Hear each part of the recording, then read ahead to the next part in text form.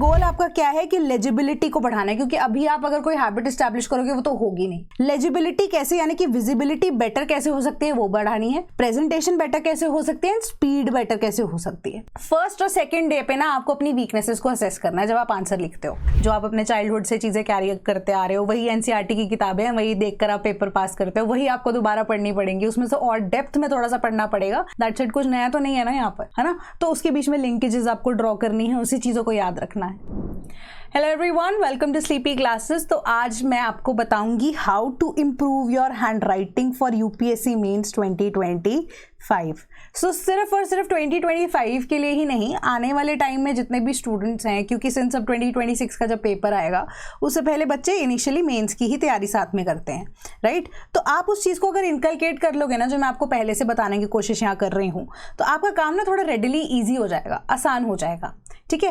And सबसे बड़ा question यहाँ पे उठ के आता है कि क्या एक्चुअली में हैंड राइटिंग इंपॉर्टेंस रखती भी है मेंस के लिए या नहीं। तो एक इसका सिंपल सा आंसर है यस, डेफिनेटली यस, ठीक है।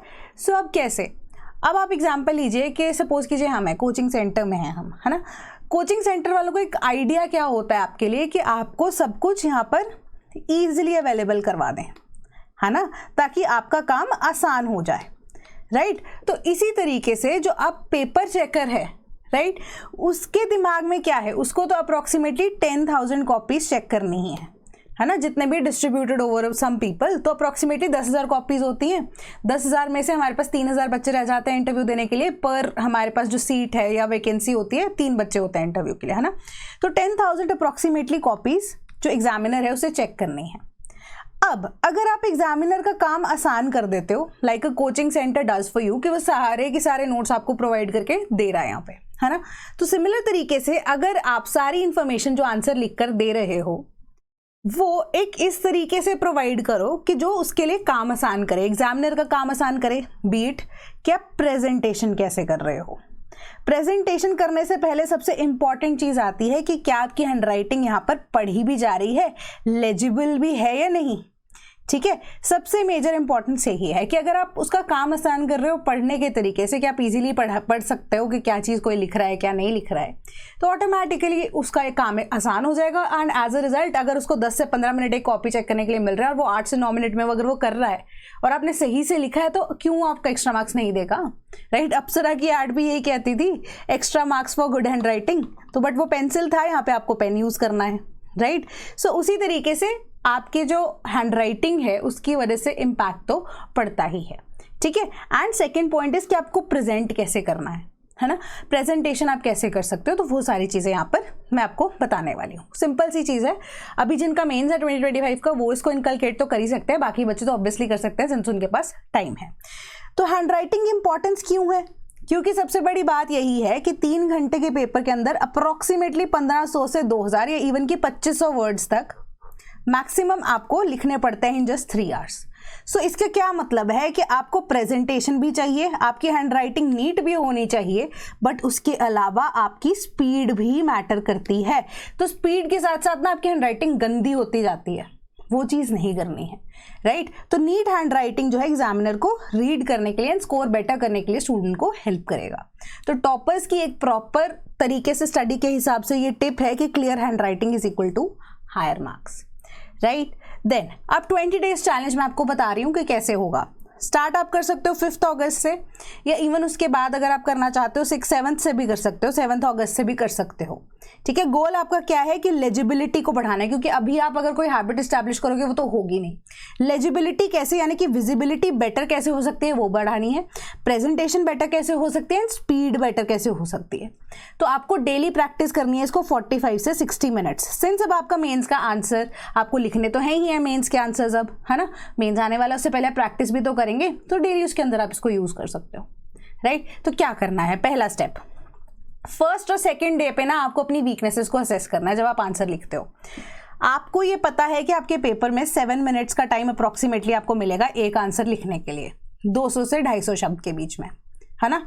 तो अब उसके अंदर आप जब सपोज आपके पास ये जो आंसर शीट है, ठीक है, उसके अकॉर्डिंगली अगर आपके पास यूपीएससी वाले पैटर्न वाली आंसर शीट है, वेल एंड गुड। अगर वो चीज़ नहीं है तो आप क्या करोगे, जैसे यहाँ पे टॉप पे ऊपर यूपीएससी लिखा हुआ आता है, तो आपको यहाँ पे मार्जिन छोड़ने पड़ेंगे। सपोज ये A4 साइज शीट है तो आपको ये दोनों साइड 1-1 इंच के मार्जिन छोड़ने ही पड़ेंगे।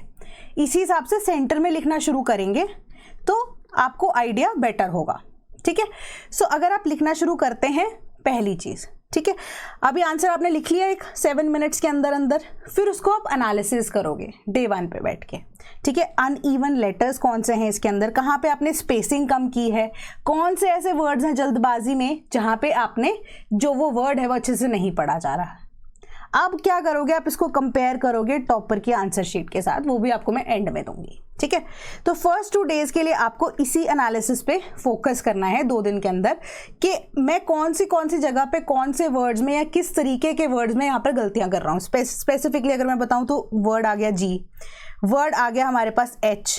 ठीक है, ये कॉम्प्लिकेटेड वर्ड्स हैं, Q आ गया, ये सारे कॉम्प्लिकेटेड वर्ड्स जो है ना इनको आपको बेटर तरीके से लिखना है। ठीक है, और स्पीड के साथ लिखना है, एंड वो डे 1 पे नहीं होगा, 14-15 डेज के बाद आपका थोड़ा स्पीड बेटर बनना शुरू हो जाएगा। तो 2 दिन तो आप यही करोगे। तीसरे दिन पिक द परफेक्ट पेन। अब हर एक पेन से आपकी हैंड राइटिंग एक्चुअली में कैसे आएगी वो डिफ्रेंशिएट करना मुश्किल होता है ना, कि कईयों की जेल पेन में बेटर आती है, कईयों की बॉल पेन में बेटर आती है, बट मेरा यहाँ पे पर्सनली आपको कहना यही है कि आप बॉल पेन यूज कीजिए। क्यों? क्योंकि आपको स्मजिंग का इशू नहीं आएगा इतना उसमें। ठीक है, स्पेशली जो लेफ्ट हैंड वाले स्टूडेंट्स हैं, लेफ्ट हैंडर्स हैं, जो लेफ्टी हैं, जो अब लेफ्ट हैंड से लिखेंगे, उनके लिए ये दिक्कत ज़्यादा आती है। ठीक है, सो जनरली आप यूज़ कर सकते हो या तो ये तो V5 एक्स्ट्रा वगैरह आपको दिए गए हैं जेल पेन के बजाय। मेरी पर्सनल प्रेफरेंस यहाँ पे आपको यही है कि बॉल पेन यूज़ कीजिए। ठीक है, एंड 0.5 या 0.7 mm योर चॉइस। ठीक, अब अगर जब आप लिख रहे हो ना 7 मिनट्स के अंदर अपना आंसर्स, तो ये स्मजिंग के लिए भी चेक करो कि कहाँ कहाँ स्मज हो रहा है, कौन सा पेन ज़्यादा आपको बेटर लग रहा है, कौन सा नहीं लग रहा है। तो ये फर्स्ट 2 डेज में 3-4 डेज तक आप पक्का यहाँ पर देख लेना। ठीक है, प्रैक्टिस करना A4 रूल्ड शीट्स के ऊपर, जैसे आंसर बुकलेट अगर आपके पास अवेलेबल है ऑनलाइन प्रिंट आउट के हिसाब से वैसे ही। Then right comfortably. तो लिखने का एक पैटर्न क्या होना चाहिए कि आप बिल्कुल सीधे बैठे हैं, कमर सीधे रख रहे हैं, आप कंफर्टेबल होके बैठे हैं, आपने प्रॉपर तरीके से पकड़ा है पेन को। ठीक है, एंड हल्का सा स्लाइटली आप टिल्ट करोगे न्यूज़ अपना जो भी आपका कार्डबोर्ड होगा जिसके ऊपर लिख रहे हो या बुकलेट जिसके ऊपर लिख रहे हो, उसके बाद आप एक एंगल बना के 30 to 45 डिग्रीज का एंगल बना के लिखेंगे तो बेटर तरीके से लिख पाओगे। ठीक है, एंड स्पीड के साथ लिख पाओगे, एंड इससे क्या होगा, आपके हाथ भी दर्द नहीं होंगे ज़्यादा। ठीक है, practice grip while writing paragraphs या इवन आंसर्स। तो 5 to 7 डेज तक आप यही करो कि धीरे धीरे करके आप लिखने की आदत यहाँ पर डालना शुरू करो। ठीक है, कि थंब प्लस इंडेक्स जो है वह आपस में साथ होने चाहिए। ठीक है, जैसे मैंने ये पेन पकड़ा है, इसको मैंने यहाँ पे इसके साथ जोड़ा एंड साथ में आपका ये आ गया, एंड लिखना शुरू कर दिया आपने टेढ़े तरीके से, थोड़ा सा टिल्ट करके। ठीक है, बाकी जैसे आपको कंफर्टेबल लग रहा है। Then keep it simple. Print style के ऊपर ज़्यादा फोकस करना, कर्सिव के ऊपर इतना फोकस मत करना। ये बहुत बच्चों के बीच में यहाँ पे क्लैरिटी लेकर आना बहुत ज़रूरी है कि कर्सिव क्या वो यूज़ कर सकते हैं या नहीं कर सकते। बिल्कुल कर सकते हो कर्सिव, वैसे आप यूज़, बट सिंस अब कर्सिव राइटिंग के अंदर ना आप ईजिली लेजिबल नहीं होती हैं बहुत सारी चीज़ें। अब जिनको तो आदत है शुरू से कर्सिव लिखने की, उनके हिसाब से तो बिल्कुल ठीक है। ठीक है, अब जिन्होंने कर्सिव लिखना जस्ट अभी शुरू ही किया है या लास्ट ईयर से लिख रहे हैं, उनके केस में आई सजेस्ट कि वो मत यूज़ करें, तो वो प्रिंट स्टाइल पे यूज़ कर सकते हैं। जैसे आप नॉर्मल तरीके से लिख रहे हो, जैसे मेरा नाम समृद्धि है सपोज, तो मैं कर्सिव में लिख रही हूँ। कर्सिव में बेसिक आइडिया क्या होता है कि आपको पेन नहीं उठाना होता जब तक आप पूरा लेटर नहीं लिखते। एक ये तरीका है। ठीक है, तो ये कर्सिव वाला आ गया। एक आ गया आपका प्रिंट स्टाइल, जिसमें आप ऐसे लिख रहे हो। ठीक है, अब दोनों के केस में जैसे मुझे कर्सिव लिखने की आदत है, तो दोनों के केस में आपके केस में क्या वर्कआउट ज़्यादा बेटर कर रहा है वो आप बेटर कर बता पाओगे। बट अगर कर्सिव लिखने की आदत नहीं है तो आप प्रिंट स्टाइल के ऊपर फोकस कर सकते हो, जस्ट बिकॉज कि आप जो लिख रहे हो वो इजीली पढ़ा जा सके। एंड सबसे बड़ी बात, ज़्यादा बड़ा भी नहीं लिखना है और ज़्यादा छोटा भी नहीं लिखना है। ठीक है, बिल्कुल एक मीडियम आपकी जो है लेटर की साइज होनी चाहिए कि 4 to 5 mm आपके कैपिटल लेटर हो गया। बाकी छोटे लेटर्स जो है ट्राई कीजिए कि 2 to 3 mm के बीच में हो। एंड सबसे इंपॉर्टेंट चीज़, अवॉइड लूप्स और फ्लरिशेस। अब लूप्स एंड फ्लरिशेस क्या होता है कि जैसे अब मैंने अपना नाम लिखा, तो अब मैंने ऐसे करके समृद्धि लिख दिया, ये लूप बना दिया, ठीक है, या मैं Q लिख रही हूँ तो मैंने ऐसे लिख दिया, या मैं G लिख रही हूँ तो मैंने बहुत बड़ा लिख दिया, है ना। ऐसे ये लूप्स वगैरह जो है ना ये यूज़ नहीं करने हैं, सिंपल तरीके से आपको इसको रखना है। अल्फ़ाबेट्स को प्रैक्टिस कर सकते हो, सैम्पल सेंटेंसेस अगर आप लिख सकते हो, आंसर राइटिंग का ही पार्ट आपका रहेगा 8 to 10 डेज के अंदर। स्टिल आपकी हैंड राइटिंग बहुत ज़्यादा अगर ख़राब है, फिर आप क्या कर सकते हो, hand writing worksheets online download करो, उसको आप प्रिंट आउट निकालो and important words G, P या Y हो गए, इनको प्रैक्टिस कर सकते हो, या जिनकी बहुत ज़्यादा हैंड राइटिंग ख़राब है वो उसके अकॉर्डिंगली इसको प्रैक्टिस करना शुरू करो। तो इस टाइम पे वैसे ये चीज़ को मैं रिकमेंड नहीं करूँगी, बट स्टिल अगर आपके पास टाइम है, अदरवाइज आप अगर मेंस के आंसर ही लिख रहे हो तो उसको लिख सकते हो। फिलहाल के लिए ये आपके लिए एप्लीकेबल नहीं है जिनका मेंस है 2025 का। जो 2026 के लिए एम कर रहे हैं they can try this, but मैं ये नहीं बोलूँगी कि एग्जैक्टली आप कॉपी पेस्ट करो NCERT, ठीक है। जो आप पॉइंटर्स बनाते हो ना NCERT से, उसके लिए ये चीज़ यूज़ कर सकते हो, ठीक है। देन 11 to 14 डेज आपको ये कंसिस्टेंटली करना है ताकि आपकी मसल मेमोरी में वो आ सके। देन अब मसल मेमोरी के अंदर हमारा आ गया, तो डे 16 में हम क्या करेंगे, आइडिया यही है, ठीक है। डे 16 से हम क्या शुरू करेंगे, तेज़ तेज़ लिखना शुरू करेंगे कि 7 मिनट के अंदर 200 वर्ड्स तो एटलीस्ट हम लिख पा रहे हैं, तभी हमारा पेपर कंप्लीट होगा। उसके बाद UPSC के टॉपिक्स को आप प्रैक्टिस करना शुरू करो। 6.5 मिनट का आप टारगेट रखो, 7 मिनट बोल रहे हो ना, 6.5 मिनट का आप टारगेट लिखना रख के यहाँ पर शुरू करो आंसर लिखना, एंड टाइम्ड आंसर्स को डेली लिखना शुरू कीजिए। पूरा ऐसे टाइमर लगा के, जैसे हमने देखा था ना मूवीज़ में भी या इवन वेब सीरीज़ में भी जो UPSC एस्पिरेंट्स के ऊपर बनी है, वो प्रॉपर टाइम लगा के यहाँ पर लिखते हैं तेज़ तेज़ तेज़, एंड उसी के अकॉर्डिंगली आपको शुरू करना है। परफेक्ट प्रेजेंटेशन प्लस आपका प्लान।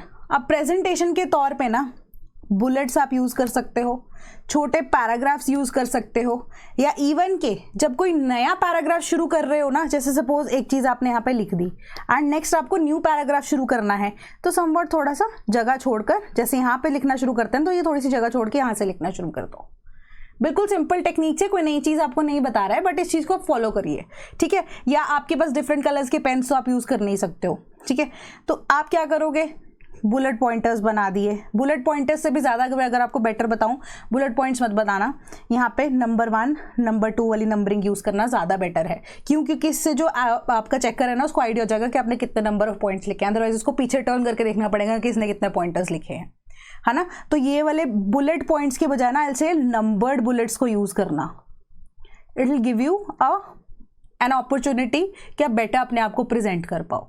कोई भी अगर आपने अब यहाँ पे चीज़ को, टॉपिक को लिखा है, उसको हाईलाइट कीजिए। हाईलाइट भी क्या, उसको डबल अंडरलाइन कर दिया, सिंगल अंडरलाइन कर दिया, ठीक है। उसके बाद डैश या कोलन कुछ भी डाल दीजिए, है ना। उस हिसाब से इस पर लिखना शुरू कीजिए। उसके अलावा हेडिंग्स को अंडरलाइन कर सकते हो पेन के साथ, ठीक है, ताकि वो अलग से दिखे। 19th and 20th डे पे full length mock answers 1500 words पूरा का पूरा पेपर तकरीबन आप यहाँ पे अटेम्प्ट करिए, ठीक है। अब 20 डे प्लान के अंदर डे 1 से 2 के अंदर आप असेस करोगे हैंड राइटिंग। टूल्स में से अपना पेन चूज कर लो फटाफट से पहले ही, ठीक है, ताकि अब आप वही पेन को अगर पेपर में यूज़ कर रहे हो ना, तो आपको बेटर ग्रिप बन सके, ठीक है। पॉस्चर या ग्रिप आपका बेटर होना चाहिए, सिंपल स्टाइल ऑफ राइटिंग होना चाहिए, गाइडेड प्रैक्टिस, स्पीड ड्रिल्स के अकॉर्डिंगली टाइमर्स में, एंड मॉक आंसर्स को लिखना शुरू कर दो, है ना। वो तो डे 1 से भी आप जब असेस कर रहे हो तब से करोगे, बट फुल फ्लेजेड तरीके से आप डे 20 पे मॉक आंसर्स लिखना शुरू कर सकते हो, ठीक है। अब ये एक टॉपर की कॉपी है। वैसे मैं आपको बोलूँ कि हैंड राइटिंग जो है आप देखोगे इतनी ज़्यादा कुछ अच्छी नहीं है, बट बुरी भी नहीं है, ठीक है। सो पढ़ा जा रहा है, बस इजीली पढ़ा जा रहा है। कुछ भी इंपॉर्टेंट चीज़ें उन्होंने बॉक्स बना दिया यहाँ पर, बुलेट्स में नंबर्स को डाला है, वो ऐसे डॉट वाले बुलेट्स नहीं बनाए हैं। नंबरिंग करोगे ज़्यादा बेटर है, ठीक है। ये 12th में मुझे मेरे एक टीचर है, उन्होंने बताया था कि आप यहाँ पर ऐसे एरोज या बुलेट्स बना देते हो ना, तो इससे टीचर को डिफिकल्टी हो जाती है। सो ये चीज़ को अगर हम फॉलो करते हैं ना, तो बहुत मैटर करती है। सो कोई भी पॉइंटर्स आ गए उन्होंने, या कोई इंपॉर्टेंट पॉइंट आ गया, बॉक्स बना दिया, हाईलाइट कर दिया, अंडरलाइन कर दिया, तो इस तरीके से आप चीज़ें कर सकते हो। जैसे 1-2 पॉइंटर्स है तो उन्होंने बुलेट्स बना दिया, अगर ज़्यादा पॉइंटर्स है फिर नंबर्स लिखना शुरू करो, ठीक है। और इतने भी नंबर्स मत डालो, जैसे एक पॉइंट है उसका सब पॉइंट है तो उसको 1.1 बना दिया, 1.2 बना दिया, ऐसा वाला कुछ नहीं करना। ज़्यादा पॉइंटर्स हैं तो सिंपल सी बात है, उसको कॉम्प्लिकेट करना ही नहीं अपने आंसर को। सो इसी तरीके से आप चीज़ों को इनकलकेट कर सकते हो। ट्रिप्स जो आपकी जो ट्रिक्स है वो कुछ इतना ज़्यादा नई नहीं है, बस आपको बताया जा रहा है कि स्पेसिंग उन्होंने प्रॉपर रखी है, पता लग रहा है ये नया पैराग्राफ शुरू हो रहा है, यहाँ पर नया पॉइंट शुरू हो रहा है, ठीक है। सो इसके अकॉर्डिंगली अब नया पैराग्राफ उन्होंने शुरू करना था। देखिए यहाँ पे थोड़ी सी जगह छोड़ी हुई है उन्होंने बताने के लिए कि कोई नई चीज़ शुरू की जा रही है ना। टॉपिक को यहाँ पे हाईलाइट किया गया है एंड देन आपको पता लग रहा है यहाँ पे देखो स्पेसिंग की गई है एंड बीच में आपस में लेटर्स की स्पेसिंग एंड यहाँ पे स्पेसिंग, जो अब आपकी थोड़ी सी अगर हैंड राइटिंग खराब भी है उस हिसाब से, बट अगर पढ़ा जा रहा है तो दैट इज़ फाइन, है ना। एट द एंड हमारा गोल यही है कि हम कैसे एग्जामिनर को बेटर तरीके से चीज़ें बता पाएँ। प्रेजेंटेशन के तौर पे अगर आपको कोई मैप आता है तो आप उसका मैप फटाफट से बना सकते हो। मैप्स की प्रैक्टिस भी आपको करनी है कि इंडिया फटाफट बना दिया आपने, है ना, कि हमने ऐसे ऐसे इंडिया बना दिया तो ये हो गया हमारा फाइनल आगे, है ना। मतलब ऐसे ही मैप वगैरह को लेकर भी तो आप उस चीज़ को फॉलो कर सकते हो, but that needs practice and 2026 वाले एस्पिरेंट्स के लिए स्पेसिफिकली मैं बता रही हूँ कि आप यूज़ कर सकते हो इस टेक्निक को। कुछ ऐसे रॉकेट साइंस नहीं है, कुछ यहाँ पे नया नहीं है, बस वही सारे एक्सपीरियंसेस हैं जो यूपीएससी आपको एक बार में ही कराता है ना। जो आप अपने चाइल्डहुड से चीज़ें कैरी करते आ रहे हो, वही एनसीईआरटी की किताबें हैं, वही देखकर आप पेपर पास करते हो, वही आपको दोबारा पढ़नी पड़ेंगी, उसमें से और डेप्थ में थोड़ा सा पढ़ना पड़ेगा। दैट्स इट, कुछ नया तो नहीं है ना यहाँ पर, है ना। तो उसके बीच में लिंकेजेस आपको ड्रॉ करनी है, उसी चीज़ों को याद रखना है। तो बस अपने ऊपर भरोसा रखो एंड टाइमली प्रैक्टिस करते रहो, सब कुछ इजीली हो सकता है, राइट। सो कोई भी डाउट होता है तो आप मुझे बता सकते हैं। That is all from my side today. Thank you so much.